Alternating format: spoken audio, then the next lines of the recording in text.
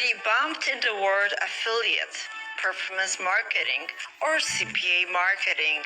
There are actually a few types of affiliate marketing that you can do. Here, we are concentrating on the type of affiliate marketing where your goal is to show your ad to the users that will be interested in the offer you're promoting. Ideally, some of them will take the offer, resulting in you gaining a percentage from the sale. To put it even more simply, your job here is to take customers by the hand and take them to the shop. You don't have to own the shop or the goods. You just have to find a way to bring the customer there and convince them to buy. So, how do you make money out of this? Let's go through the typical business model.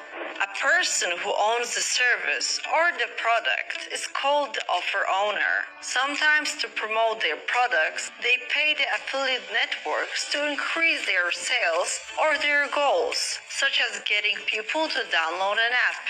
Affiliate networks gather different offers from various places and pays you to promote them. You are the affiliate.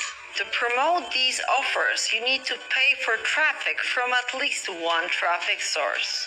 Some people can generate organic traffic, but most affiliates pay for a stream of visitors supplied by traffic sources.